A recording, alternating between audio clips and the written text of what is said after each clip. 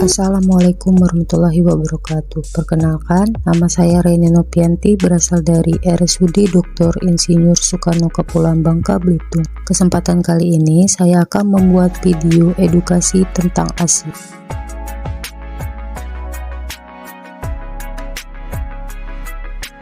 Video edukasi ini bertujuan untuk membantu ibu memahami lebih dalam bagaimana cara pengelolaan dan memberikan nutrisi yang terbaik untuk bayi, yaitu air susu ibu atau ASI.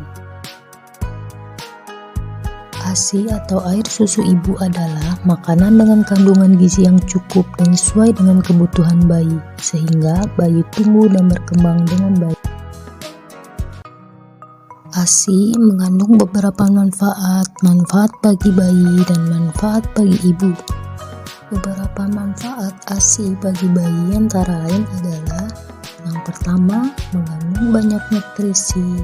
Yang kedua, memberikan kekebalan tubuh bagi bayi, dan ASI juga mempererat ikatan batin ibu dan bayi. ASI lebih mudah dan dapat dicerna oleh bayi.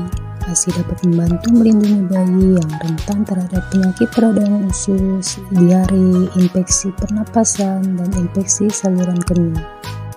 Penelitian juga mengatakan bahwa ASI membantu meningkatkan kecerdasan dan ketajaman visual bagi bayi prematur. Manfaat ASI bagi ibu adalah: yang pertama, mengurangi perdarahan setelah melahirkan dan merupakan kontrasepsi yang alami bagi ibu, serta memberikan manfaat yang ekonomi.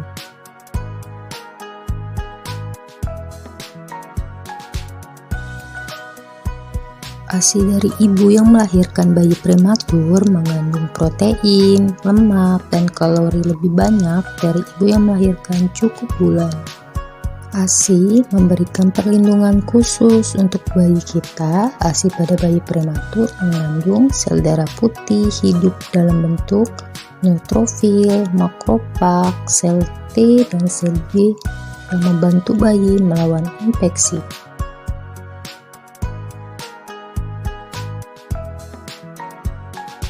Untuk ibu yang tidak rawat gabung karena kondisi bayi kesehatannya menurun, pemberian ASI tetap dapat dilakukan dengan cara memerah ASI. Dapat dilakukan dengan dua cara, yaitu memompa dengan tangan, kemudian kedua memompa dengan alat seperti memompa manual dan memompa elektrik. Sebelum memerah ASI dengan tangan, lakukan cuci tangan terlebih dahulu. Ibu membersihkan puting dan aerola payudara dengan air matang dan kasa steril. Beberapa tetesan ASI pertama dibuang terlebih dahulu. Kemudian, puting dan aerola payudara dibersihkan kembali dengan air matang dan kasa steril. Letakkan ibu jari pada tepi atas aerola pada posisi pukul 12. Letakkan jari telunjuk di tepi bawah aerola pada posisi pukul 6. Ketiga jari lainnya menyangga payudara dengan kedua jarinya. Tekan jaringan payudara ke dalam ke arah dinding rongga dada tanpa ibu jari dan jari telunjuk berubah posisi. Lanjutkan dengan gerakan ke depan, memijat jaringan di bawah aerola sehingga memerah ASI dalam saluran ASI. Lakukan gerakan ini beberapa kali sampai pancaran ASI keluar berkurang. Ubah posisi ibu jari dan telunjuk, misalnya pada posisi pukul 9 dan 3.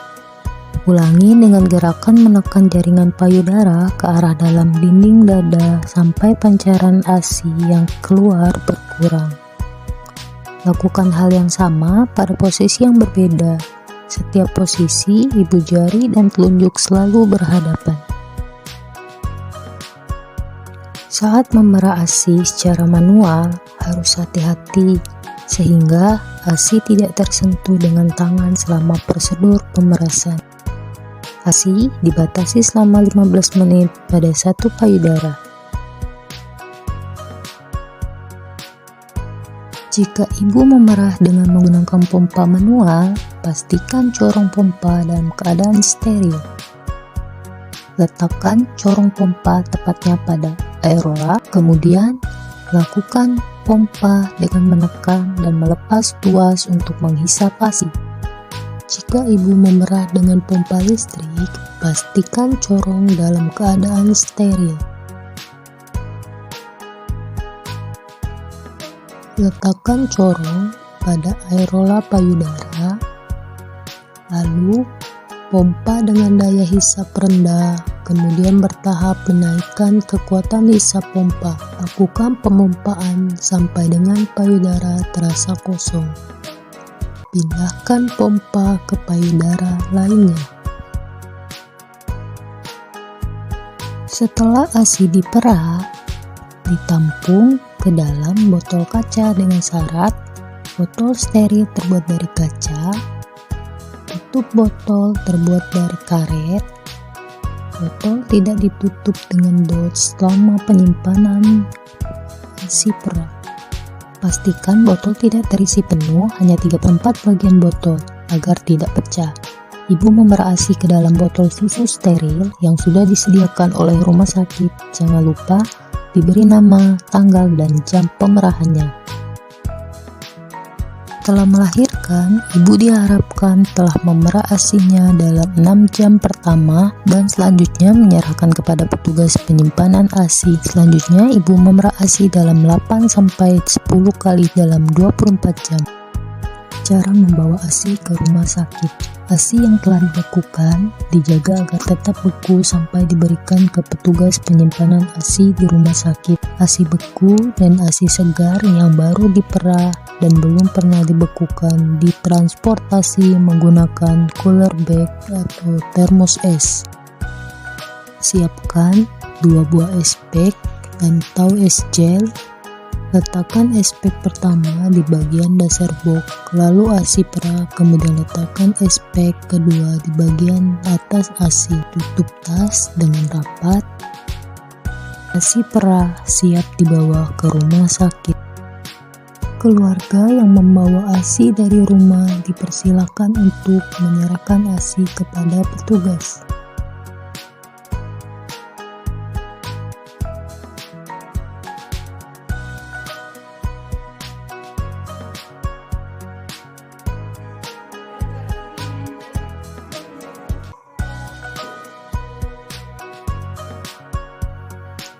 Keluarga akan mengukur volume ASI dan botol ukur ASI yang disediakan oleh rumah sakit.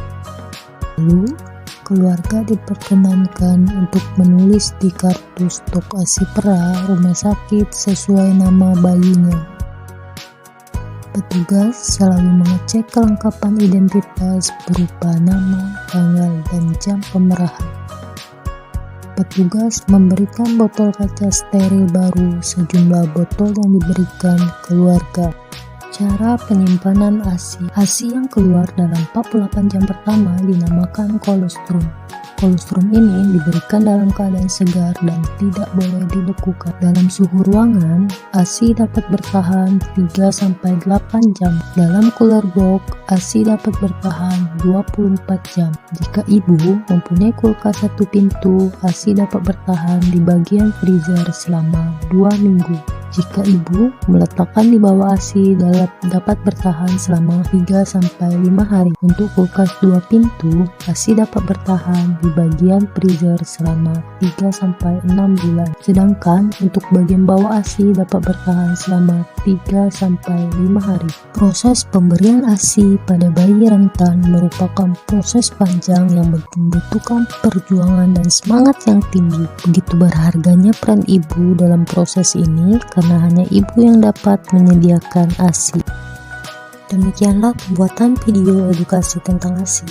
Assalamualaikum warahmatullahi wabarakatuh.